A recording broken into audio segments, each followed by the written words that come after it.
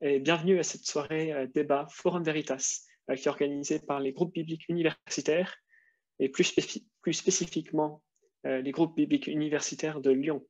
Ce sera sur le thème « Pourquoi la souffrance? Comment trouver un sens à nos épreuves ?» Les groupes bibliques universitaires sont une association culturelle qui réunit des étudiants pour réfléchir autour de la Bible et de son enseignement. Les forums Veritas sont des rencontres qui visent à mettre en dialogue la pensée chrétienne d'un côté avec d'autres visions du monde de l'autre. Je me présente, je m'appelle Joshua Sims, je suis étudiant à l'École normale supérieure à Lyon. Et ce soir, on a un thème qui va être très intéressant avec deux orateurs qui sont très qualifiés pour nous parler de ce thème. Ce thème, justement, c'est pourquoi la souffrance? Comment trouver un sens à nos épreuves? Notre premier orateur est Thierry Janssen. Bonsoir et bienvenue. Thierry Janssen est chirurgien, devenu psychothérapeute. Il est l'auteur de plusieurs livres consacrés à une approche globale de l'être humain, au développement de ce qu'on peut appeler la médecine intégrative et à une vision plus spirituelle de la société. Il a écrit de nombreux livres, pour les citer, c'est Le travail d'une vie, Vivre en paix, La solution intérieure, La maladie a-t-elle un sens, Le défi positif, Confidence d'un homme en quête de cohérence et enfin, Écouter le silence à l'intérieur. Ces livres rencontrent un succès grandissant auprès du public. Il est considéré comme un guide ou un ami spirituel par beaucoup et il est fondateur de l'école de présence thérapeutique à Bruxelles. Thierry Janssen, merci d'être avec nous pour cette soirée. Notre deuxième intervenant est Johan Tourne. Bonsoir Johan et bienvenue. Johan Tourne est secrétaire général des groupes bibliques universitaires en France et son rôle est d'encourager les étudiants chrétiens à faire connaître la Bible sur les campus français, notamment dans le centre et l'ouest de la France. Il est l'auteur de 2 livres, tous deux publiés aux presses bibliques universitaires. Le premier, c'est Dieu et les athées, même combat contre la religion en 2011, et plus récemment, Voulez-vous être heureux, publié en 2017. Je vous rappelle le déroulé de cette soirée. On aura 3 temps. Le premier, ce sera un temps de présentation de 15 minutes par orateur pour qu'il puisse donner son point de vue sur le sujet de ce soir. Il s'en suivra un temps d'échange entre nos deux orateurs d'environ 10 minutes. Et puis, on finira cette soirée par un temps de réponse à vos questions qui va durer 30 à 40 minutes. Et pour pouvoir faire ce dernier temps, on vous invite dès le début de la conférence à poser vos questions en commentaire sous la vidéo Facebook ou alors dans le chat de l'application Zoom. Et on pourra faire remonter vos questions aux orateurs pour la dernière partie du débat. Sans plus attendre, je donne la parole à Thierry Janssen pour la première intervention de notre soirée sur le thème « Pourquoi la souffrance? Comment trouver un sens ?» Et est-ce que tout le monde m'entend là? Enfin, est-ce que vous m'entendez? Parce que la fin de ce que Joshua disait n'était pas très audible pour moi. Et donc, je voulais être sûr que vous m'entendiez. Bonsoir à tous. Eh ben oui, quel thème! Quand le GBU m'a proposé de venir ce soir parler de tout ça, j'ai dit oui tout de suite parce que je crois vraiment que c'est un thème pour aujourd'hui. Et donc, voilà, j'espère que nous aurons l'occasion de discuter ensemble de comment cet éclairage peut aussi vraiment s'intégrer dans nos vies quotidiennes, dans quelque chose de très concret. Mais quand on parle de souffrance, en ce qui me concerne, tout de suite, j'attache une grande importance à différencier la souffrance de la douleur. Parce que d'abord, bon, j'ai une formation de médecin et la douleur, c'est un phénomène physiologique qui est inévitable et qui est même souhaitable, dans le sens où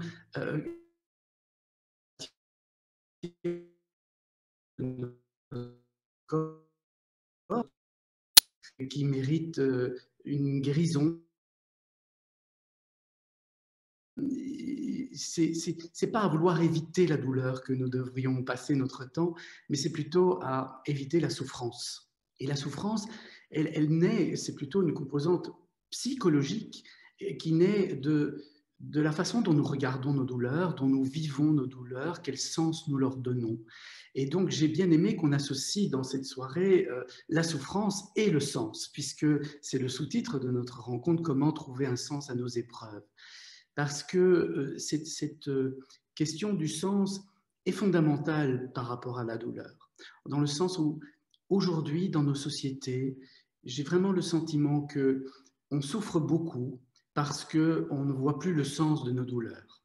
On n'écoute même plus nos douleurs, on n'écoute déjà plus les douleurs de notre corps. On veut tout de suite les faire disparaître avec quelques médicaments, quelques remèdes. Mais en même temps, il y a un message de la vie, car notre corps, c'est nous. C'est la vie qui s'exprime à travers nous dans la matière, dans ce qui est de plus tangible, de plus palpable. Et donc, c'est très dommage qu'on n'écoute pas nos douleurs et qu'on, sous prétexte d'évacuer la souffrance, on évacue aussi la douleur. Or, pour évacuer la souffrance, je vous le disais, je ne pense pas qu'il faut prendre des médicaments.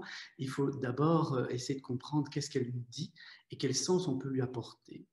Et ce besoin de sens, dans les deux acceptations du terme, c'est-à-dire à la fois la signification de ce que nous vivons, mais aussi la direction pour ce que nous avons à vivre. Et fondamental. Le besoin de sens est absolument fondamental pour l'être humain, car confronté à la crudité, à l'absurdité même apparente du monde, si nous ne pouvions pas attribuer un sens à ce que nous vivons, une signification et voire une direction, eh bien, on serait totalement anéanti par le stress que tout cela représente. Et donc, il n'est pas étonnant que depuis que l'homme est homme, depuis que l'être humain est être humain, parce que il vaut mieux parler d'être humain que d'homme, il ne s'agit pas d'insecte, il s'agit d'un sexe, il s'agit de notre espèce. Depuis qu'elle est là, avec ce mental pour qui pense le monde, nous avons besoin d'organiser les événements de nos existences pour leur donner une signification et décider d'une direction. Et j'ai beaucoup travaillé avec des sorciers, avec des guérisseurs traditionnels qui tous, en plus de leurs techniques, des éventuels remèdes qu'ils peuvent apporter aux uns et aux autres, ils travaillent sur cette question du sens. Comme disait Claude Lévi-Strauss, en remoralisant une histoire démoralisée quelque part. Et déjà ça permet de diminuer la douleur et surtout de ne pas y avoir cette souffrance ajoutée. Et d'ailleurs, quand on fait des études, que l'on voit comment le cerveau fonctionne, on se rend compte que la douleur, elle apparaît dans certaines zones du cerveau, elle est en lien avec la stimulation de certaines zones du cerveau, mais que la souffrance dépend d'autres zones du cerveau. Et les gens qui pratiquent l'hypnose, par exemple, savent très bien qu'on peut dissocier les deux. Mais en psychothérapie aussi, quand on commence à trouver un sens et une direction aux choses vécues dans la douleur, eh bien, la souffrance n'est plus de la même importance. Et au contraire, il y a comme une forme d'enthousiasme à se sentir vivant et à faire avec cette douleur quelque chose dans notre existence. Vous savez, peut-être que cette façon de parler que je vais avoir dans les minutes qui viennent n'est pas très usuelle ou habituelle dans le monde chrétien dans lequel j'ai grandi, mais je crois que la souffrance nous ramène à l'idée de la dualité. Et là, je suis évidemment influencé par la pensée orientale qui l'exprime de cette façon-là, en disant que dès que l'être humain a eu ce mental pour penser le monde, il a eu le besoin de se penser lui-même et de se donner un nom à lui-même qu'il a appelé moi, ce moi qui dit je, cet ego en latin. Et à partir de là, nous nous vivons comme différents, séparés des autres, et dans une individualité qui est particulièrement renforcée dans notre culture, qui depuis la Grèce ancienne a progressivement fait prévaloir l'individu sur le collectif. Et du coup, nous vivons beaucoup de souffrance du fait de cette que nous sommes séparés des autres. Et ça crée toute une série de modes d'adaptation que je vais appeler la névrose, dans le sens où ces modes d'adaptation finissent par recréer exactement ce que nous redoutions et qui nous faisait souffrir. Je prends un tout petit exemple qui nous touche tous, Nous avons tous, à un moment donné dans notre vie, eu un besoin du biberon, et tous nous en avons manqué. Eh bien, sans nous en rendre compte, nous avons mis en place des comportements pour ne pas perdre ce lien, pour ne pas perdre la nourriture venant de l'extérieur. On appelle cela en psychologie de l'oralité, parce que ça passe par la bouche. Mais en attendant, à force de chercher ce lien, à vouloir cette fusion, les autres étouffent à notre contact et ils n'ont pas d'autre choix que de s'éloigner de nous. Et sans nous en rendre compte, c'est nous-mêmes qui avons mis en place les conditions qui nous font revivre ce que nous redoutions. Et cette névrose, elle crée beaucoup de tensions, de conflits, de séparations, de crises dans l'existence. Je dirais même qu'elle crée toutes les crises de l'existence. Et comme le mot crise l'indique bien en grec, crisis, c'est un choix à faire. Le choix de quitter cette croyance que nous sommes séparés, que nous sommes Satan dans la racine hébraïque, Seth chez les anciens Égyptiens, Satan, le diable, cette séparation de la source qui n'est que unité et qui contient tous les possibles que nous manifestons à travers nos vies. Cette source de vie que l'on peut appeler Dieu. Et donc, pour moi, quand j'accompagne les gens, puisque longtemps j'ai accompagné en psychothérapie, aujourd'hui j'accompagne plutôt des soignants à être dans cette démarche, apprendre à regarder toute cette névrose qui nous habite, apprendre à quitter cette croyance que nous sommes séparés des autres et que nous sommes différents, comprendre qu'il y a quelque chose qui nous relie tous et qui fait de nous tous un, c'est-à-dire c'est cette conscience, cet œil qui voit et qui crée. Une fois qu'on est rentré dans ce chemin-là, il y a un éveil de la conscience, que on peut appeler un éveil spirituel, et du coup, toutes les douleurs de l'existence sont vécues de très différemment, elles prennent tout un sens et elles sont toute une invitation à reprendre une responsabilité, c'est-à-dire apporter une réponse à cette douleur et à dépasser nos névroses justement pour ne pas y ajouter de la souffrance. Voilà, oui, je pourrais peut-être rajouter une chose, parce que je crois que là, je vais arriver à mon temps de parole pour lancer cette soirée, mais c'est que, vous savez, la psychologie, ces 20 dernières années, a une nouvelle branche qu'on appelle la psychologie positive, qui essaye de ne pas voir l'être humain sous forme de... Et elle s'y intéresse même scientifiquement, en faisant des études, etc. Et par rapport à cette question du sens, ce qui est remarquable, c'est que quand on fait des études qui regroupent des gens venant de toutes sortes de cultures différentes, de toutes sortes de backgrounds religieux différents, de tous les âges, sur tous les continents, dans tous les nouveaux milieux socioculturels, eh bien on se rend compte que ce qui donne le plus de sens à l'existence, c'est d'exprimer le meilleur de soi au service de plus grand que soi. Souvent, de façon très concrète, au service d'une communauté, au service de sa famille. Et du coup, on se rend bien compte que la souffrance est une invitation à justement comprendre cela. Et je dirais que quand personnellement j'ai des douleurs, j'essaie d'y trouver le remède, j'essaie d'écouter ce que mon corps ou ce que ma psyché a besoin pour retrouver une sérénité, mais en même temps, j'essaie de ne pas trop m'occuper de moi, et j'essaye de m'ouvrir vers les autres et de me remettre au service de ce plus grand que moi qui est en nous, qui est la vie tout court. Voilà ce que je pourrais dire pour commencer. Bien, merci beaucoup, Monsieur Janssen, pour cette présentation. Et donc, je vais donner maintenant tout de suite la parole à Johan Tourne pour sa présentation. Bonsoir. C'est bien parce que ce qu'a dit Thierry Janssen était vraiment intéressant et en plus je suis à peu près d'accord avec tout, mis à part peut-être quelques petites différences. Donc c'est vraiment une très bonne introduction au sujet. Pourquoi la souffrance? Comment trouver un sens à nos épreuves? Moi je vais vous présenter une vision biblique du monde. Je suis conscient que ce sujet de la souffrance est épineux à aborder dans un discours. Car je vais parler de manière assez théorique, alors que plusieurs d'entre vous vont le recevoir de manière personnelle. Je vais donc essayer d'être prudent, tout en étant vrai. Pourquoi la souffrance? On pourrait, la Bible, en fait, pourrait résumer la réponse à cette question en un seul mot: relation. Et vous allez entendre ce mot relation un certain nombre de minutes quand je vais parler. La cause de la souffrance, dans la Bible, c'est de ne plus être en relation avec Dieu. Et au contraire, la définition du bonheur, c'est d'être en relation avec lui. Alors pourquoi la souffrance? Si je devais un peu développer la pensée biblique à ce propos. Pourquoi la souffrance? Déjà parce que le monde ne tourne pas rond. Et d'après la Bible, il n'en a pas toujours été ainsi. Au départ, les choses allaient bien et les humains ne souffraient pas car ils avaient une relation parfaite avec leur Créateur.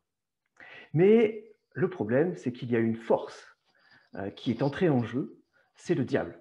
Satan, Thierry Janssen en a déjà parlé, Satan, dans la Bible, c'est le mal absolu qui vient détourner les humains de cette relation vitale avec Dieu. Alors, vous connaissez probablement l'histoire d'Adam et Ève. Je ne vais pas la résumer, mais en tout cas, les humains ont écouté Satan. Ils se sont détournés de Dieu en croyant devenir eux-mêmes Dieu de leur propre vie. Et à ce moment-là, ils ont expérimenté pour la première fois la souffrance. La douleur et la difficulté ont fait leur apparition, la mort a fait son apparition, et les problèmes relationnels entre les humains ont fait leur apparition. C'est intéressant de voir que dès le 3e chapitre de la Bible, on parle d'une femme qui est opprimée par son mari. Et dès le 4e chapitre, nous avons un meurtre, un fratricide, Caïn et Abel. Nous vivons dans un monde anormal qui a été abîmé à cause de notre séparation d'avec Dieu. Nous avons des relations interpersonnelles anormales parce qu'elles ont été aussi abîmées par notre séparation d'avec Dieu. Alors voilà le constat qui est fait assez rapidement, même très rapidement dans la Bible. Et c'est intéressant de voir que la Bible ne donne pas d'origine au mal. Et elle ne donne pas de méthode pour extirper le mal de notre monde. Tous les humains, avec ou sans Dieu, doivent vivre et immanquablement souffrir dans ce monde. D'ailleurs, des gens très proches de Dieu, dans la Bible, souffrent. Ils ne sont pas épargnés par la souffrance. Et d'ailleurs, ils souffrent souvent parce qu'ils ont été fidèles à Dieu, à cause de leur fidélité à Dieu. On n'est pas dans une pure logique de punition-récompense. C'est beaucoup plus compliqué que ça. Les croyants, ceux qui vivent en communion avec Dieu, sont aussi dans ce monde. Finalement, la définition du bonheur dans la Bible, qu'on souffre ou qu'on ne souffre pas, c'est d'être en relation avec Dieu et de le servir. Alors, vous vous demandez peut-être pourquoi? Eh bien, c'est parce que nous sommes faits pour ça. Parce que Dieu nous a créés pour que nous soyons en communion avec lui. Et aussi, parce que quand nous souffrons, eh bien, nous pouvons l'appeler à l'aide et il peut nous consoler. Il peut même nous guérir. Il peut même nous combler au-delà de tout ce que nous pouvons imaginer. Donc, avant de souhaiter une vie facile et confortable, les humains ont avant tout besoin de connaître Dieu. Et finalement, c'est un peu la morale du livre de Job, un des livres les plus anciens de toute la Bible. Je vous fais un tout petit résumé. Job est quelqu'un qui a une vraie bonne relation avec Dieu, qui est fidèle à Dieu, et il est riche, il a plein d'enfants, et tout va bien pour lui. Et il souffre injustement parce que le diable s'acharne sur lui. Il perd tous ses biens, tous ses enfants meurent, il ne reste plus que sa femme, et comble du comble, il est malade. Mais il est malade, mais il ne meurt pas. Il est malade et il souffre. Et donc, pendant tout le livre de Job, pendant plus de 40 chapitres, on le voit souffrir, on voit des amis qui viennent le voir en disant « Tu vois, Job, ça se trouve, tu as péché contre Dieu, c'est peut-être pour ça, en fait, qu'il t'arrive tout ça. » Puis Job, il dit « Mais non, mais moi, j'ai une vraie relation avec Dieu, c'est pas possible que ce soit ça et tout ça. » Et en fait, on voit qu'il souffre et qu'il est tourmenté par ses amis, par sa maladie, par son malheur. Et à la fin, qu'est-ce qui le calme? Qu'est-ce qui calme Job? Ce n'est pas de savoir pourquoi il a autant souffert, mais c'est de rencontrer Dieu. Dieu se manifeste à lui. Dieu lui pose des questions. Et en plus, c'est une manifestation, pas genre je te caresse dans le sens du poil. C'est vraiment Dieu se révèle de manière puissante. Et même en fait, il l'engueule un peu. Mais n'empêche que cette rencontre avec Dieu va lui suffire. Il va finir par dire « Avant, j'avais entendu parler de toi, mais maintenant, mon œil t'a vu. » Et c'est ça qui va consoler Job. Avant tout, les humains ont besoin de voir Dieu. Et donc, du coup, heureusement, dans la Bible, Dieu ne laisse pas les humains se dépatouiller comme ils peuvent avec le mal. Dieu veut établir une relation, une bonne relation qu'il avait avec eux au départ. Et la solution que Dieu a trouvée face au mal et face à l'apparition de la souffrance, c'est qu'il s'est révélé à des hommes particuliers, à un peuple particulier, en le libérant, en lui communiquant une loi pour avoir de bonnes relations avec lui, un peu une sorte de règle du jeu, en envoyant des prophètes pour guider ce peuple. Et on peut se dire, voilà, ça c'est super, il y a un peuple qui a enfin la chance d'avoir une relation particulière avec Dieu. Mais le problème, c'est que ça a été très, très chaotique. Israël, qui est ce peuple particulier, n'a pas été un nouveau paradis, un nouvel Éden avant la chute. Les Israélites ont sombré dans l'idolâtrie.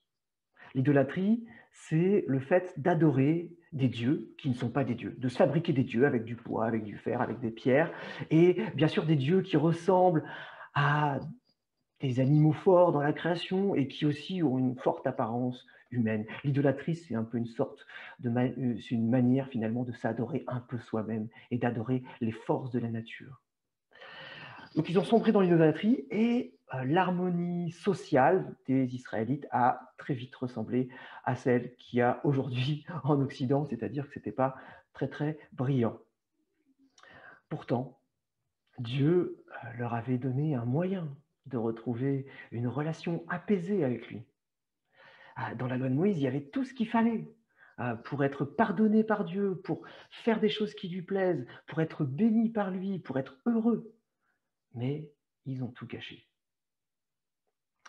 Ça n'a pas fonctionné. Le mal, le péché est trop fort. Le diable a une trop grosse emprise sur nous.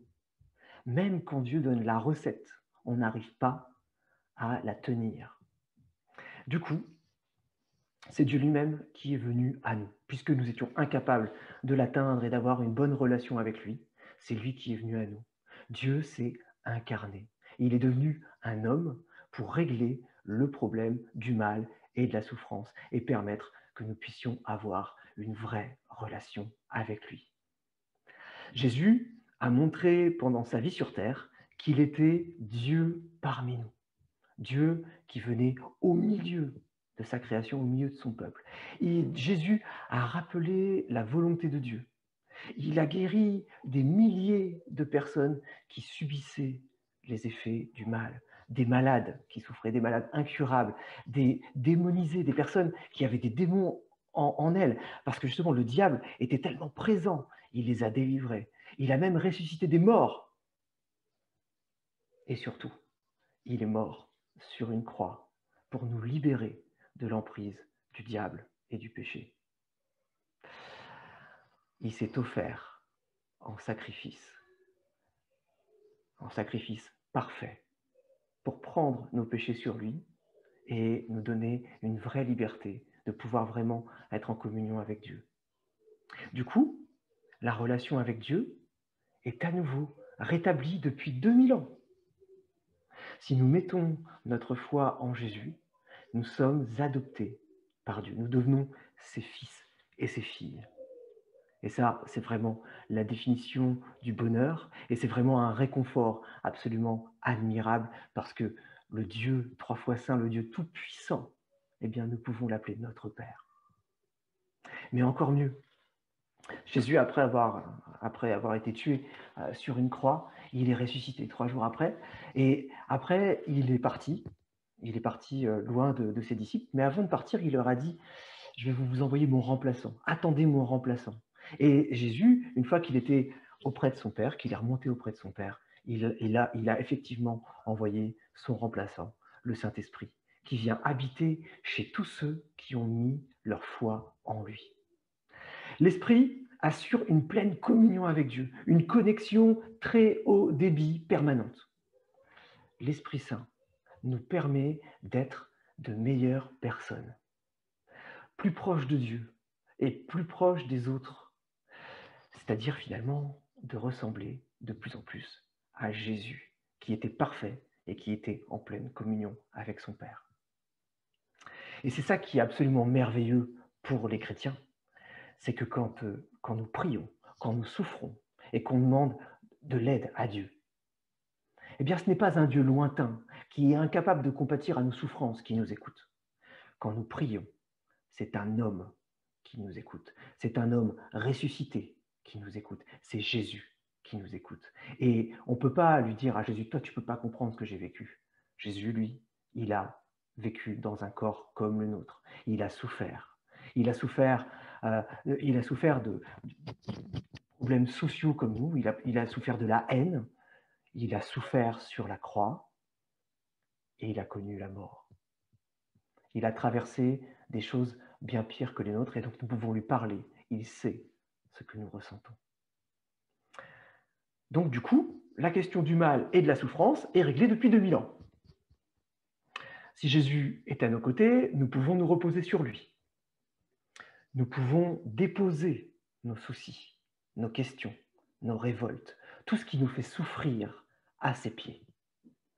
Si l'Esprit habite en nous, nous pouvons le laisser agir pour qu'il apaise nos cœurs et qu'il fasse des miracles dans nos vies. Alors si le problème est résolu depuis 2000 ans, pourquoi se pose-t-on encore la question de la souffrance aujourd'hui ? Eh bien, c'est parce que, qui que nous soyons, nous vivons trop souvent comme si Dieu n'était pas là. La souffrance nous rappelle que nous sommes dans un monde anormal, que les autres humains sont atteints par le virus du péché, qui les pousse à faire le mal aux autres et à eux-mêmes. La souffrance nous rappelle que nous avons besoin de l'aide de Jésus et du Saint-Esprit. La souffrance, comme disait l'auteur C.S. Lewis, la souffrance, c'est le mégaphone de Dieu pour réveiller un monde qui se perd sans lui. Peut-être que vous trouvez ça bizarre que Dieu utilise la souffrance pour nous rappeler à lui. J'ai un exemple pour vous montrer qu'en fait, les humains ont du mal à comprendre. C'est l'exemple de la première vague, de l'épidémie. Lors de la première vague, on était tous pleins de bonne volonté, on applaudissait les soignants tous les soirs et on se disait « on arrêtera de vivre comme on vivait avant ». On arrêtera la société de consommation, on va vivre autrement, on va employer notre temps autrement, on va employer les outils numériques autrement, on va s'aimer tous ensemble, on va se tenir par la main et tout va changer. Et on s'aperçoit qu'entre la première et la deuxième vague, toutes les choses ont recommencé comme s'il n'y avait jamais eu de première vague. Intéressant de voir que quand on souffre, on se dit « Ah, j'ai compris le message, je vais changer », puis en fait, on ne change pas. Intéressant. Et la question, c'est de se poser la question du sens. Je rejoins ce que disait Thierry Janssen, du sens de cette première et de cette deuxième vague. Est-ce que Dieu veut nous dire quelque chose pendant ces deux vagues où on est obligé d'être confiné, où la mort rôde, où la maladie rôde? Est-ce que Dieu ne veut pas nous dire quelque chose au travers de cela? Donc la souffrance nous rappelle que nous avons besoin de Jésus pour être consolés, guéris et comblés. Mais un jour, la souffrance s'arrêtera, car Jésus reviendra et il reconfigurera notre monde pour en faire un nouvel Éden, un nouveau jardin où la justice habitera, où il effacera toute larme de nos yeux. La relation avec lui sera parfaite. Celle entre nous sera parfaite. Et c'est ça, l'espérance chrétienne. Mais en attendant, c'est un appel que je nous lance. Soyons réconciliés avec Dieu. Il a sacrifié ce qu'il avait de plus cher, son Fils, pour que nous revenions à lui, pour que nous soyons heureux. Alors, cessons de nous faire du mal à nous-mêmes Cessons de faire du mal aux autres et tournons-nous vers Jésus. Si vous n'avez jamais lu ces histoires, si ce que je vous raconte est complètement nouveau, je vous encourage à lire un évangile, c'est-à-dire une histoire qui raconte finalement l'histoire de Jésus. Et vraiment, je vous encourage à le faire si vous ne l'avez pas fait. Et je ne vais pas faire de la pub pour les GBU, pour participer à une discussion autour de la Bible avec les GBU. Mais en tout cas, moi aussi, je la fais au final, hein, je vous fais de la pub. Mais en tout cas, lisez la Bible pour comprendre cette merveilleuse histoire où en fait, finalement, Jésus peut mettre fin à nos souffrances.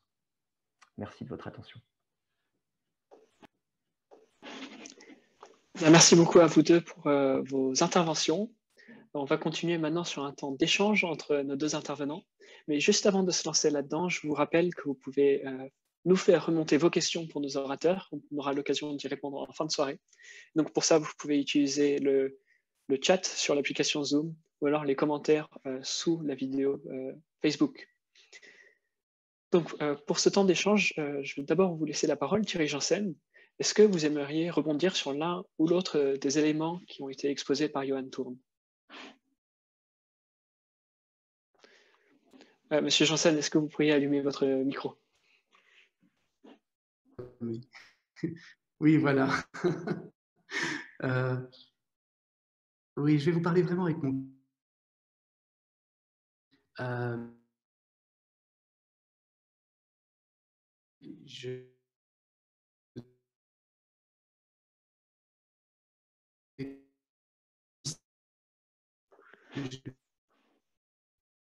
Ce cœur grand, je ne comprenais pas Monsieur pourquoi Janssen, le monde était...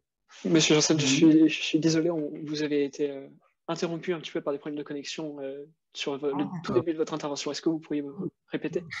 Alors. Non, mais je disais que j'allais vous parler avec mon cœur parce que en écoutant Johan, j'ai replongé dans mon enfance lorsque je fréquentais beaucoup l'église parce que j'étais un enfant très mystique et j'avais un cœur, je crois, très grand ouvert comme beaucoup d'enfants, avec une conscience très éveillée, une capacité de regarder le monde et une forme de sagesse, comme beaucoup d'enfants ont au fond d'eux. Cette sagesse qui vient de ce souffle, de cet esprit qui est au fond de nous. Et en fait, parfois, j'avais le sentiment de comprendre ce qui m'était raconté, mais je ne pouvais pas l'intégrer dans ma vie de tous les jours. Et puis, je suis devenu médecin. Enfin, j'ai pratiqué un métier de médecin, chirurgien, et puis j'étais psychothérapeute, et aujourd'hui j'enseigne à des soignants. Et du coup, je suis confronté à quelque chose de très concret, qui est le cru de la vie, la douleur, la souffrance. Et j'essaye de faire le lien entre ce discours, cette sagesse qui vient des Écritures, et puis le concret de la vie quotidienne. Et en fait, mon seul moyen, je vous le confie, mon seul moyen, c'est de remplacer le mot Dieu par le mot conscience. Mais pas cette conscience neurologique qui est la capacité de mettre des mots sur les expériences que nous faisons. Ça fait partie encore des capacités cognitives du mental qui dépendent sans doute de l'activité du cerveau. Mais cette pure conscience que personnellement j'ai rencontrée, ou plutôt que j'ai vu se révéler en moi, à travers l'expérience de la contemplation, qu'on peut aussi appeler la méditation. C'est-à-dire cette expérience où mon mental est tellement apaisé qu'à un moment donné, j'entends une voix beaucoup plus profonde, la voix de l'esprit, la voix de l'esprit pour moi étant la conscience, cette pure conscience. Et du coup, pour moi, Dieu, l'esprit, la conscience, c'est quelque chose qui est semblable en quelque sorte, sans rentrer dans des détails théologiques. Et tout ce que j'ai entendu dans le discours de Johan me parle énormément si je remplace tout ça par ces mots-là. Parce que du coup, je peux les intégrer en tant qu'aidant, en tant qu'être humain, bien profonde, bien me rapprocher de cette voix qui me parle tout au fond de moi. Je suis effectivement présent, on peut dire Jésus, on peut dans cette conscience. Et cette conscience est au fond de chacun de nous. elle n'est pas personnelle, c'est pas ma conscience, c'est la même en Johan pour moi, quand vous, Josua, en toutes les personnes qui nous écoutent. Et cette conscience, elle ne juge pas, elle ne commente pas, elle accueille tout ce qui est, et elle est amour. Qui est là, elle nous propose de faire quelque chose au service de ce qu'elle est, c'est-à-dire l'amour. Et le remède pour moi à la souffrance, c'est l'amour. Et c'était le message, me semble-t-il, du Christ. C'est d'ailleurs ce qui est très fort dans le christianisme, parce que j'ai beaucoup aussi rencontré de bouddhistes, de taoïstes, voilà, d'hindouistes, et il y a quelque chose de magnifique dans la chrétienté, qui est ce message du cœur ouvert, de ce sacré cœur. Et ça, voilà, ça nourrit ma vie tous les jours. Mais je vous dis, j'essaye de le raccrocher à quelque chose de très concret dans mon expérience d'être humain. Et ce qui me fait utiliser les mots que je partage ici. Bien, merci. Est-ce que, Johan, vous voulez rajouter quelque chose? Oui, oui, je veux bien. Bah, c'est troublant parce qu'en fait, on est assez proches et à la fois un petit peu éloignés parce que enfin, ce que vous appelez la conscience, moi, en fait, je dirais qu'en fait, il vous manque. Je ne sais pas si ça vous manque, mais en gros, moi, j'essaie de parler de relation avec Jésus. Et c'est là où je comprends bien ce que vous dites, mais n'empêche que le problème, c'est que dans la Bible, quand on n'a pas de relation avec Jésus, c'est problématique. C'est qu'en fait, et vos aspirations et la solution que vous avez est bonne et ça fonctionne. Mais il manque cette relation verticale avec quelqu'un qui peut nous combler encore plus. J'ai l'impression un peu d'être comme une histoire dans la Bible avec l'apôtre Paul, qui va à Athènes, et puis il fait le tour à Athènes, et puis il voit, il y a plein d'idoles, plein d'idoles, plein d'idoles. Et puis il voit même une idole où c'est marqué « à un Dieu inconnu ». Voilà. Et il leur fait un discours aux Athéniens, il est sur l'aréopage, donc du coup, il est face à des grands intellectuels. Et puis, il leur dit, bah, en fait, ce Dieu inconnu, je vous annonce qui c'est. En fait, il s'appelle Jésus. Après, il parle de résurrection, et après, il se fait virer parce que la résurrection pour les Athéniens, c'est pas génial. En fait, moi, ma réponse, ce serait un petit peu ça pour vous, Thierry Janssen. J'ai écouté plusieurs de vos conférences et j'ai vraiment apprécié la manière dont vous faites les choses et le contenu et tout ça. Je suis d'accord avec beaucoup de choses. Mais le sentiment que j'ai, c'est un peu, j'ai envie de dire un peu comme Paul, c'est-à-dire ce que vous appelez conscience, en fait, c'est Jésus. Vous dites cette conscience est pleine d'amour. En fait, c'est Jésus. Vous êtes en train de décrire Jésus en l'appelant conscience. Bah, appelez-le par son prénom, ça ira mieux, en fait. Et je pense qu'en fait, je sais pas, c'est comme si vous connaissiez pas vraiment Jésus, en fait. Voilà, c'est ça mon sentiment. Je vous parle aussi à cœur ouvert. Je peux répondre à ça. Je peux répondre à ça parce que, en fait, pour moi, Jésus a plusieurs noms. Et il a le nom de Jésus dans le monde chrétien, mais il a d'autres noms dans d'autres mondes. Et enfant, j'étais très bouleversé de voir les guerres de religion. J'étais très passionné par l'histoire et j'ai vu les horreurs qu'on a tuées au nom du Dieu d'amour. C'est inouï qu'on puisse aller là. Donc, enfant, j'étais très fâché. Ouvert à beaucoup d'autres religions, d'autres expressions spirituelles. Et je pense que, vous savez, mon grand-père, un jour, qui était un homme très religieux, on m'entend là? Oui? Oui? On entend? Mon grand-père, qui était un homme très religieux, allait à la messe 3 fois par dimanche. Une fois pour lui, une fois pour sa famille, une fois pour le monde. Et en plus, il travaillait à la sacristie de l'église et il était dans ce qu'on appelait en Belgique la fabrique d'église, donc la gestion de cette communauté. Et en fait, j'ai grandi dans cet univers et un jour, j'avais 12-13 ans, c'était un repas de Pâques.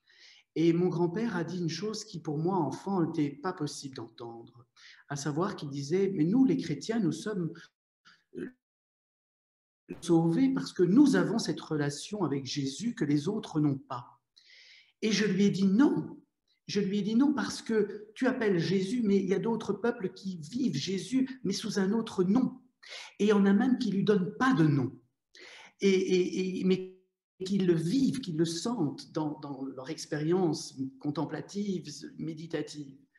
Et du coup, j'ai toujours attaché de l'importance, ça m'est personnel, mais je crois que beaucoup de gens peuvent se retrouver là-dedans aujourd'hui, à aller au-delà des apparences, au-delà des personnalifications des choses qui peuvent encore créer la séparation. Et du coup, qui peuvent encore créer de l'incompréhension entre les êtres humains. Et si Dieu est amour et si Dieu a tout créé, alors il a créé tous les êtres humains et ils seront tous sauvés en lui. Et ils seront tous sauvés dans la conscience. Et ils auront tous le moyen de retourner à l'unité qui est celle de la source, dans laquelle tout est créé et tout disparaît. Et l'expérience contemplative fait comprendre ça, que tout est créé et tout disparaît dans la source qui est simplement silence, paix, amour inconditionnel, accueil de tout ce qui est, miséricorde absolue. Et du coup, voilà, c'est une question de mots à mon sens, parce que je ne peux pas personnifier Dieu, je ne peux pas personnifier Jésus. Pour moi, Jésus est dans Gandhi, Jésus est dans Martin Luther King, Jésus est dans toutes les énergies qui apportent le message d'unité, toutes les énergies qui apportent le message de paix, le message d'amour. Et Jésus a été un de ces grands chefs de file pour stimuler cette énergie à un moment donné dans notre histoire. Et on se dit qu'on aurait bien besoin qu'il nous revienne, que cette énergie revienne, se réincarne pour nous restimuler aujourd'hui, parce que les êtres humains ont tendance effectivement à s'attacher à des choses, à des personnes, et oublient que cette énergie est là. Il suffit de s'y connecter, de la laisser vivre en nous. Voilà ma façon de vivre ma foi, ma confiance absolue en Jésus, si vous voulez l'appeler Jésus. Mais ne me dites pas que je ne l'ai pas rencontré. Vous ne savez pas avec qui je vis. Je vis avec la vie et je la respecte parce qu'elle est la source de tout. Elle est amour.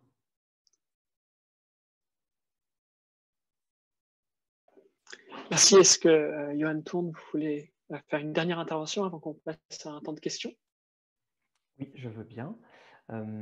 Je pense que là où en fait, je pense que Jésus en fait disait exactement le contraire de ce que vous avez dit. C'est pour ça qu'en fait ça peut être difficile en tout cas à faire marcher ensemble. C'est-à-dire que Jésus, quand il était sur cette terre, justement a dit que ceux qui voulaient être auprès du Père étaient obligés de passer par lui. Il a dit: je suis le chemin, la vérité et la vie. Et justement, ce côté exclusif, et bien justement, Jésus l'a prêché conformément à ce qu'on a dans le reste de la Bible. Mais par contre, c'est pas du tout un côté exclusif, genre en fait, il y a un petit nombre de personnes qui sont sauvées et pas les autres. C'est un côté exclusif, genre normalement, le but, c'est que Israël, et puis après les chrétiens qui se sont répandus, et on voit que le christianisme s'est répandu, justement, propage cet amour, parle de Jésus. Et justement, vraiment créer un monde absolument merveilleux, et qui a duré quand même. Enfin, il y a eu un moment quand même où les chrétiens ont créé des communautés, où justement on vivait ce message d'amour. Mais après, le problème, c'est quand le christianisme est devenu religion d'État, là, tout patatras, tout s'est écroulé. Et en fait, moi, je pense que les guerres de religion, les choses les croisades, les choses qui ont été faites au nom de Jésus, en fait, c'était fait pour des vues tout à fait humaines. On a pris Jésus comme prétexte, mais ce n'était pas du tout Jésus qui avait commandé quoi que ce soit. Mais en fait, c'était surtout dans les premiers siècles, avec un christianisme petit, un christianisme persécuté, où vraiment les chrétiens vivaient réellement cette foi biblique. Et c'est là où c'est ça la chose qu'il faut vivre. Et je pense que vous parliez de dire des choses vraiment concrètes. Tous les jours, il y a des personnes qui prient Jésus et qui vivent vraiment des choses vraiment concrètes au niveau de leur souffrance, puisque c'est le sujet. Et même, en fait, des personnes qui prient, je pense notamment à des musulmans, hein, qui prient pour vraiment avoir une plus proche relation avec Dieu. Et en fait, c'est Jésus qui leur apparaît. Et Jésus, en fait, apparaît à des personnes tous les jours. Et pas un Jésus comme ça, un peu polymorphe, qui prend plusieurs apparences. Le Jésus de la Bible. À des gens qui n'avaient pas vraiment les moyens de le connaître, eh ben, il le fait.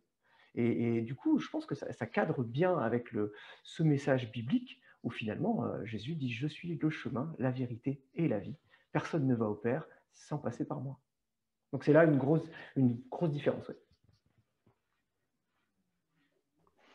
Eh bien, merci à tous les deux pour vos interventions. Vous qui nous regardez de chez vous, vous serez d'accord pour dire qu'il y a à la fois des parallèles remarquables, mais aussi des divergences assez importantes entre les deux discours que vous venez d'entendre. Donc, on a reçu énormément de questions et vous pouvez continuer à les poser dans le chat de Zoom et sous le live Facebook.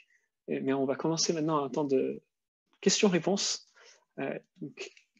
J'ai ici toute une série de questions qui sont souvent posées plus à l'un de vous qu'à l'autre. Et quand c'est le cas, d'abord, la personne à qui c'est posé pourra intervenir, répondre à la question, et ensuite on donnera la parole à l'autre intervenant pour qu'il puisse répondre aussi. Donc cette première question qu'on a, elle est destinée d'abord pour vous, Johan Thurn. Elle est simple, mais à la fois compliquée. Si Dieu existe, pourquoi le mal? Ah ouais, en 2 minutes, ça va être un peu chaud.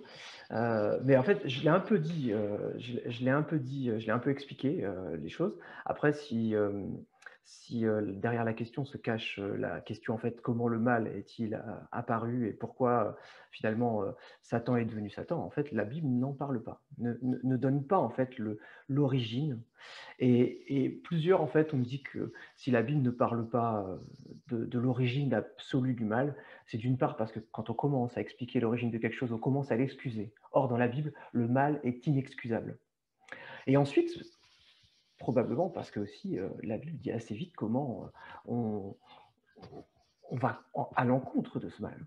Et donc, le but de la Bible, c'est pas de s'attarder sur le mal, c'est pas de s'attarder sur le virus, c'est de s'attarder sur le remède. Et donc, la Bible s'attarde sur le remède. Et donc, en fait, si Dieu existe, pourquoi le mal? On n'a pas de réponse absolue à cette question. Merci. Est-ce que Thierry Janssen, vous voulez rajouter quelque chose ou alors on passe à une autre question? Il faut que vous allumez votre micro. Merci. Si je réponds à cette question, on pourrait rentrer dans un très long débat, mais en même temps, puisque je suis là avec toute l'authenticité, je vais vous répondre quand même. Dans le sens où si vous pouvez considérer que Dieu est cette pure conscience dans laquelle tout naît, tout disparaît, qu'il est la source de tout, si la conscience est conscience, elle doit être consciente d'elle-même. Donc, elle doit être consciente de tout ce qu'il y a en elle, de tous les possibles, de tout ce non manifesté, de tout cet encore non manifesté. Et pour que ça puisse se produire, eh bien, il y a une forme de dilatation de la conscience qui fait que toutes les parcelles d'elle sont les âmes qui rentrent dans un temps et dans un espace, puisqu'elles sont, toutes ces possibles commencent à se séparer les uns des autres, et donc rentrent dans le temps, dans l'espace, donc dans la matière, dans l'incarnation. Et la création est ainsi infinie, puisque Dieu, puisque la source, puisque la conscience contient tous les possibles. Et cette création est infinie, et nous, les âmes incarnées, nous vivons chacun un des possibles qui était contenu dans la source. Et nous faisons cet immense travail de la conscience qui est en train de se regarder, de Dieu qui est en train d'exister, de se révéler. Et où est la place du mal dans tout ça? Eh bien, c'est simplement le mal naît de cette croyance que nous ne sommes pas un, que nous ne sommes pas en Dieu, que nous ne sommes pas partie de Dieu et fils de Dieu ou fille de Dieu. Et du coup, en nous séparant, en voulant faire notre propre loi, qui est cette loi névrotique quelque part, nous créons souffrance et chaos et séparation.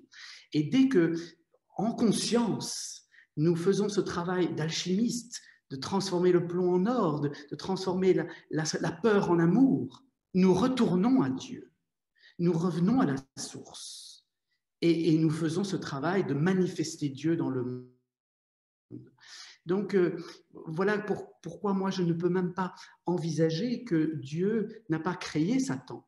Et si Dieu a tout créé, il a créé Satan comme il a créé Christ. Et Satan et Christ, Satan c'est Lucifer, Lux Ferro, le porteur de la lumière de Dieu. Et puis il devient l'ange déchu, celui qui veut se séparer de Dieu. Mais il est là parce que nous, en tant qu'humains, ce n'est que dans le contraste que nous comprenons. Nous comprenons ce qui est lumineux parce que nous voyons ce qui est sombre. Donc, grâce à Lucifer, grâce au porteur de la lumière de Dieu, eh bien, nous voyons ce qu'est vraiment la lumière dans le sombre engendré par la séparation, par Satan. Donc voilà, ce sont des mots qui peuvent peut-être paraître un peu simplistes au regard des grandes interprétations théologiques, mais ce sont ces mots-là qui m'ont permis de comprendre qu'on dit la même chose en Inde, qu'on dit la même chose dans le bouddhisme tibétain, qu'on dit la même chose dans le monde chrétien, et que les hommes peuvent connaître la révélation de Dieu dans toutes les voies, et que nous appelons Jésus parce que c'est notre façon d'en parler. Je sais que ça peut être heurtant, hein, mais je suis obligé de vous répondre avec toute l'honnêteté. Eh bien, merci, Monsieur Janssen. Comme on a énormément de questions à traiter, on va essayer de donner des réponses courtes à chaque fois. Donc, cette question suivante est destinée justement à vous, Monsieur Janssen. C'est: la souffrance n'est-elle qu'une illusion issue de notre ego qui n'est qu'illusion lui-même? Alors là, je dirais là, bon, le propos est sans doute très bouddhiste, mais le propos est sans doute très bouddhiste, mais je ne dirais pas que la souffrance est une illusion parce que c'est une réalité vécue par nos personnalités.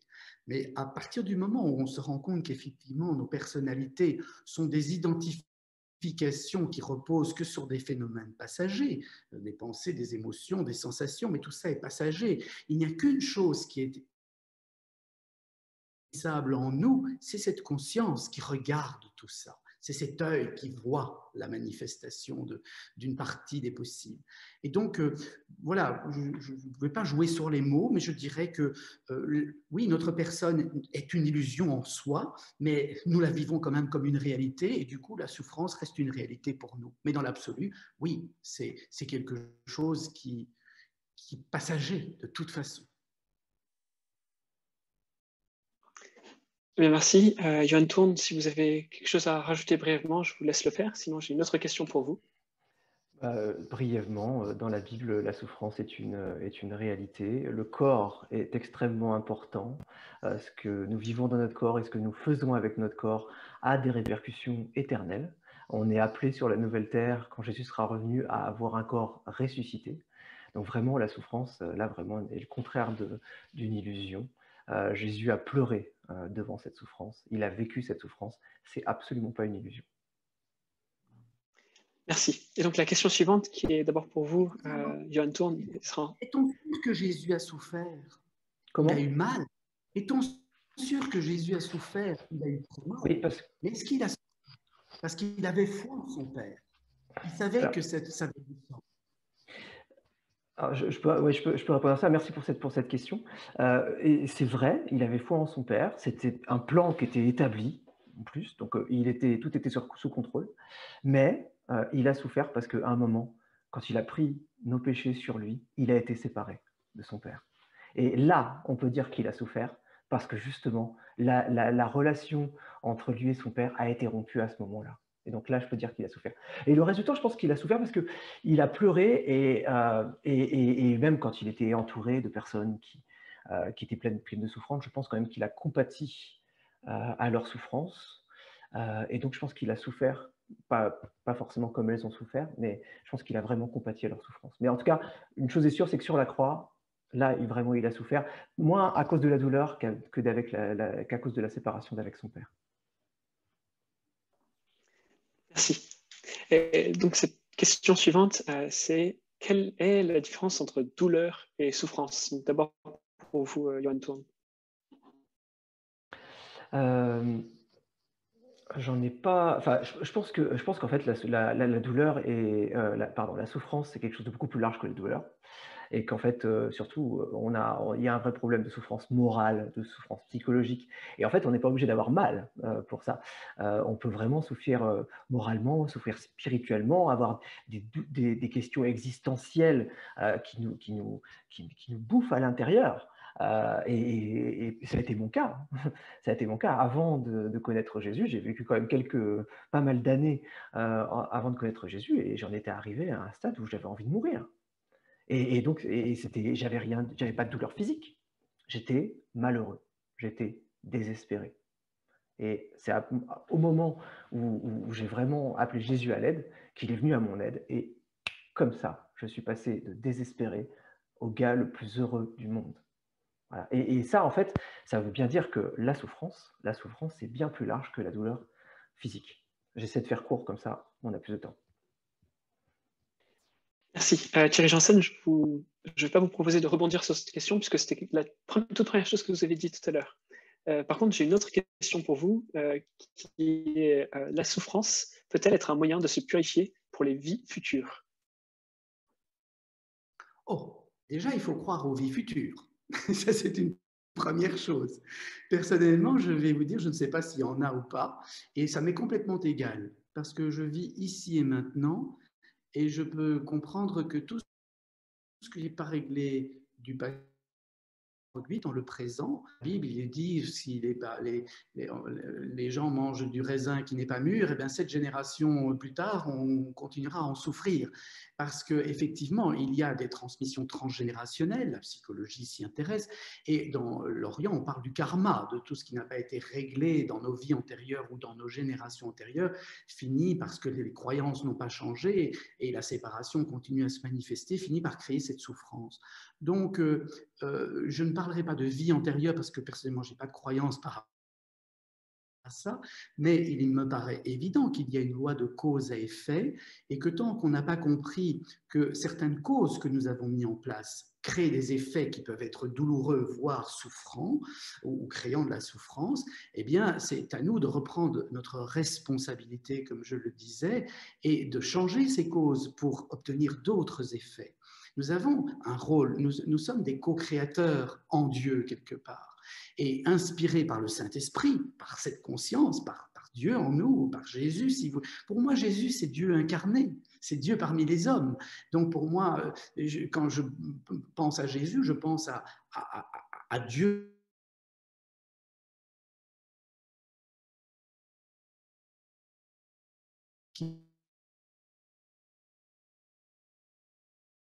Marie, je ne sais pas si on m'entend encore. On m'entend là? Parce que l'image, c'était comme... C'est bon, vous êtes revenu. Ah, ma part. Mal, monsieur Janssen. Mais c'est aussi...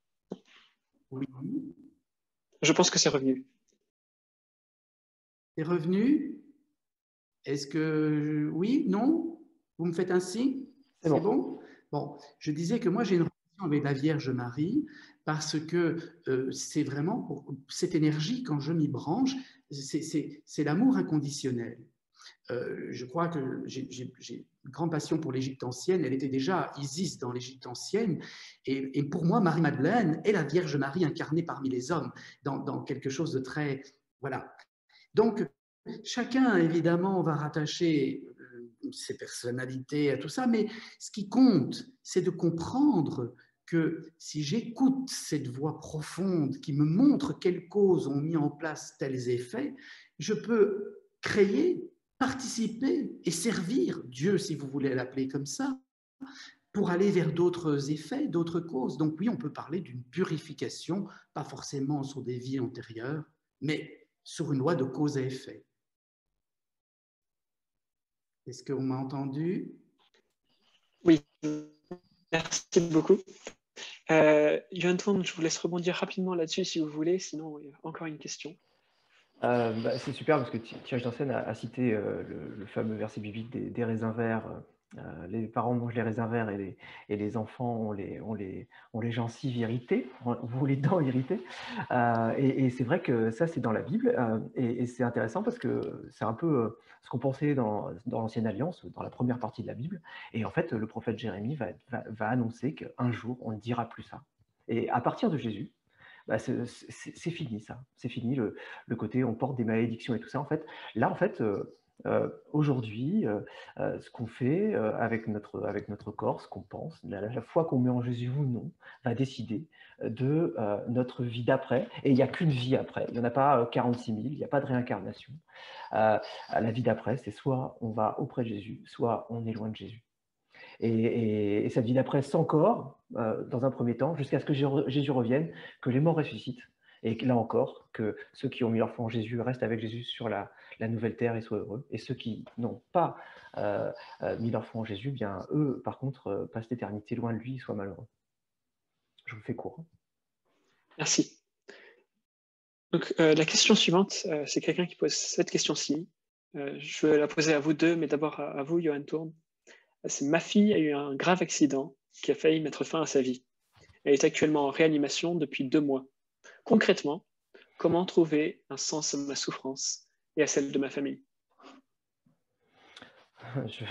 Ça, je ne pourrais pas répondre à cette question. Par contre, je peux vous dire, je peux y répondre en me disant, finalement, j'ai 2 filles, une fille de 8 ans et une fille de 6 ans. Si une des deux était dans le cas de votre fille, bah, je pleurerais beaucoup et je prierais. Et je prierais le Seigneur Jésus pour qu'il la sauve, pour que la situation bien sûr s'arrange. Je prierai pour que sa volonté soit faite. Je prierai pour qu'il me donne sa paix et pour que voilà, je lui remettrai cette situation qui m'échappe complètement, sur laquelle je n'ai absolument aucune prise. Eh bien, je la lui remettrai. Je déposerai mes soucis à ses pieds. Et le truc vraiment réconfortant, c'est que je sais qu'il m'écoute et je sais que c'est lui qui gère. Et j'ai rien d'autre à répondre, sinon que je suis tellement désolé de ce qui vous arrive.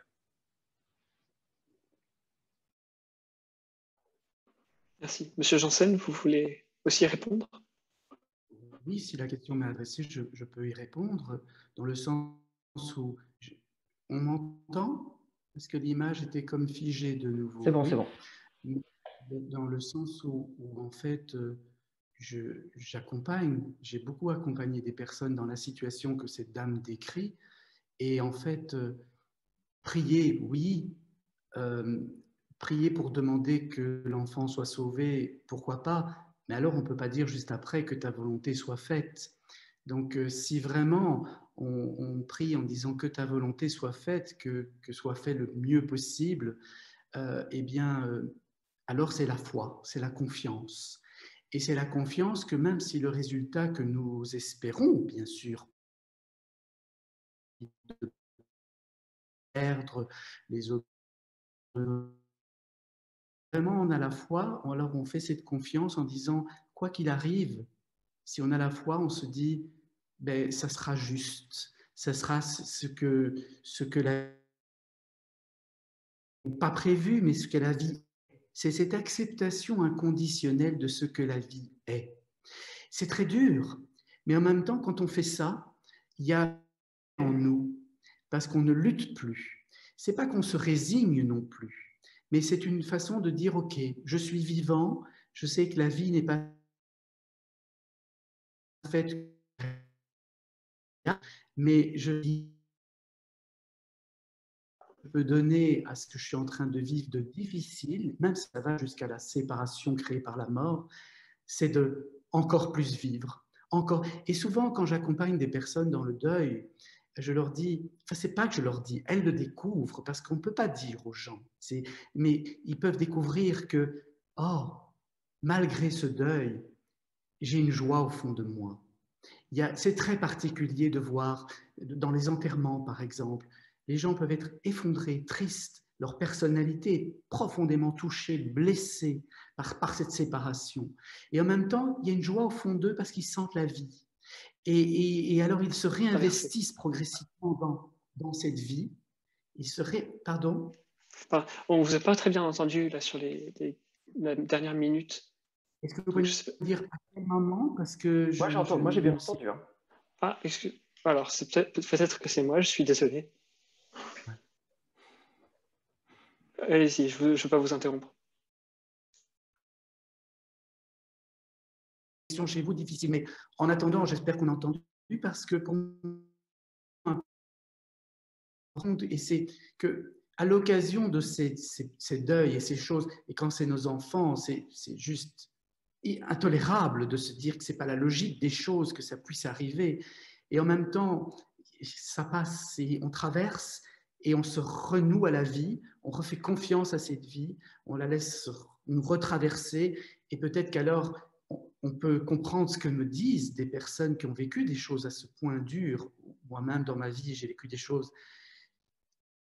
Cette expérience, je n'aurais pas voulu la vivre, mais en la vivant, j'ai découvert plus de la vie, j'ai découvert plus de la vie qui était en moi, et je vais encore plus faire attention à la vie, encore plus essayer de la servir et d'être le plus juste possible avec elle. Mais voilà, c'est pas pour consoler que je dis ça, mais c'est pour accueillir ce qui est. Mais voilà, j'espère que pour cette dame, les choses iront dans un sens qu'elle espère. Comme tous, on a des attentes. Mais j'ai une amie qui dit toujours, si tu veux faire sourire le bon Dieu, dis-lui les plans que tu as pour ta vie.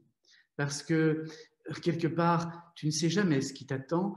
Et si tu accueilles ce qui t'attend en te disant, je vais faire quelque chose, c'est même une façon de rendre un hommage à ceux qui ont quitté notre vie et qui nous manquent, de dire, parce qu'ils sont venus me montrer à quel point j'aime la vie, à quel point je les aimais quand ils étaient vivants, eh bien, je vais continuer à vivre avec eux, pour eux, grâce à eux. Merci. Eh bien, vous nous lancez parfaitement sur la question suivante. Donc, vous avez en fait répondu à cette question qui est: est-ce qu'accueillir la souffrance permet de mieux la traverser? Donc, je vais poser maintenant cette question à Johan Thurn.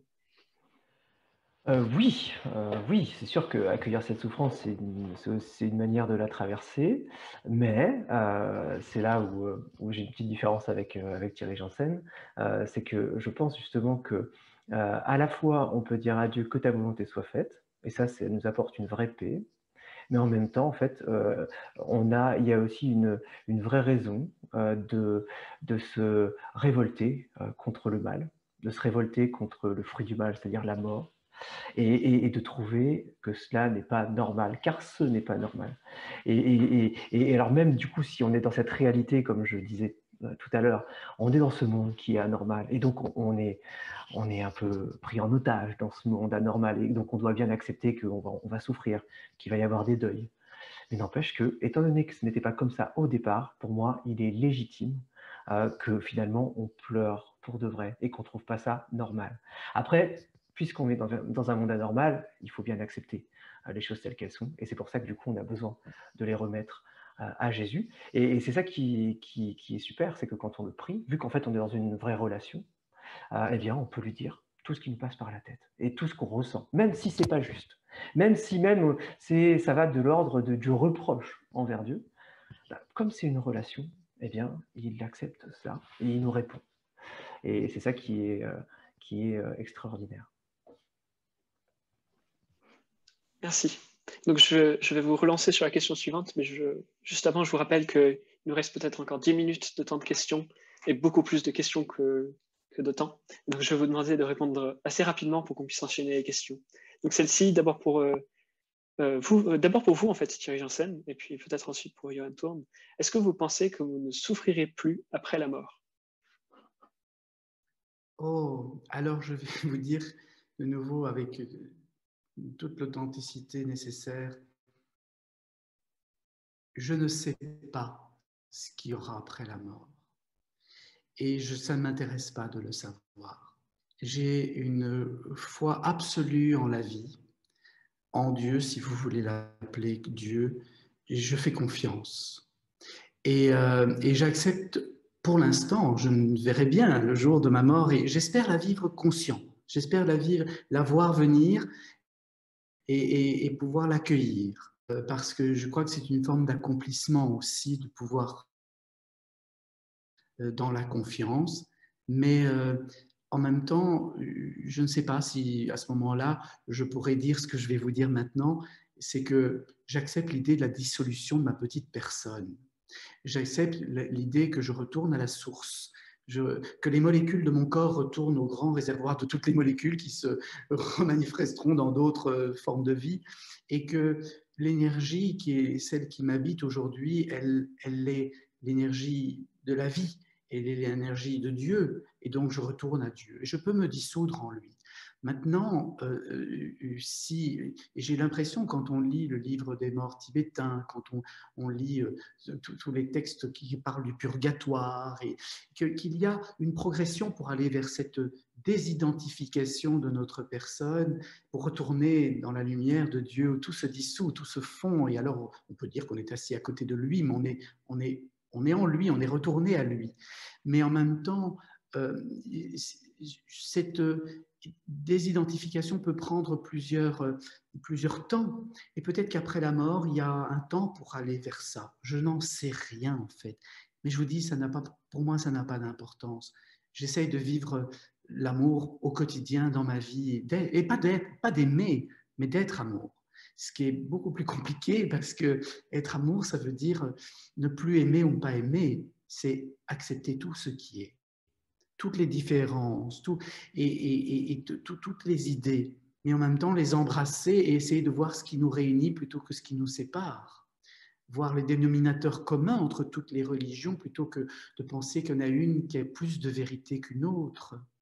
Ça, c'est la façon dont je vis. Je me trompe peut-être, mais je ne peux que témoigner de ce que je vis. Merci beaucoup. Et donc, la question suivante va aussi être pour vous, Monsieur Janssen. Est-ce que la loi du karma, est-ce qu'elle a un sens pour un être humain qui est né dans un corps malade et handicapé? Alors, si on prend la loi du karma comme elle est vue dans l'Orient, il faut comprendre que c'est une loi de cause à effet dont les causes ne nous appartiennent pas forcément. Imaginez que vous avez, et là je vais parler en tant que médecin, que vous avez une famille dans laquelle il y a de l'alcoolisme depuis de nombreuses générations, et que le fait que la maman, lors de la grossesse, a continué à boire beaucoup, elle met au monde un enfant qui porte un handicap, eh bien cet enfant ne peut pas être culpable ou porter n'importe quelle forme de culpabilité ou responsabilité par rapport à cet handicap, mais par contre, il y a une loi de cause et effet dont on peut peut-être comprendre certaines causes. Je crois qu'il y a beaucoup de causes qui nous échappent et que la foi en Dieu, c'est de dire, oui, il y a une grande logique, mais qui m'échappe. Ces voies-là sont parfois impénétrables. Alors quand quelqu'un naît avec un handicap, une difficulté, plutôt que de se demander s'il le mérite ou ne le mérite pas, tout le travail pour moi dans l'accompagnement, c'est de dire mais qu'est-ce qu'on va faire avec ça? Et qu'est-ce qu'on va transcender et comment ça va nous rapprocher de Dieu, si vous voulez l'appeler Dieu, comment ça va nous donner encore plus de vie. Et lorsque ma filleule, qui est comme une fille pour moi, est née avec un cancer de l'œil qui a nécessité qu'on lui enlève son cancer, eh bien, tout de suite, j'ai vu chez ses parents la grande déception. Et puis, je me suis dit, non, cet enfant, si je la regarde comme quelqu'un qui a une opportunité de vivre peut-être encore plus profondément que si elle n'avait pas connu cette expérience-là, eh bien, elle trouvera cette profondeur. Et quand je vois cette jeune fille aujourd'hui, c'est juste magnifique. Donc, voilà comment on peut donner un sens à la souffrance qui n'est pas forcément une consolation, mais qui est vraiment une réconciliation.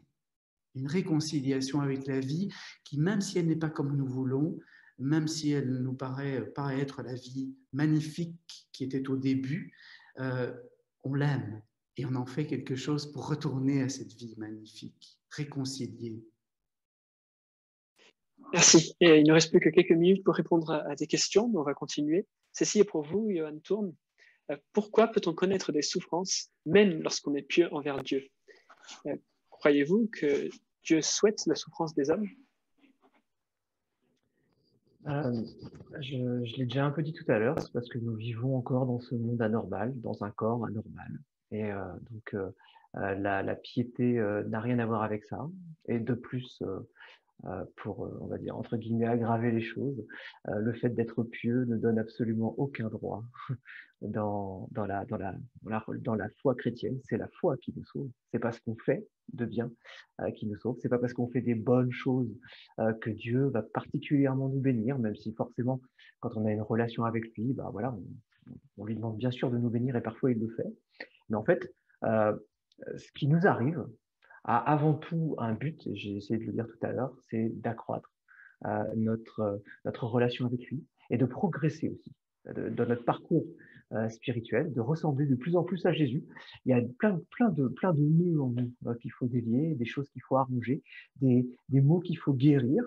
Et parfois, en fait, Dieu se sert des malheurs que nous rencontrons pour qu'on s'arrête, qu'on se pose les bonnes questions. Parce qu'en fait, vous remarquerez, quand tout va bien et quand vous vous amusez, vous ne vous posez pas de questions.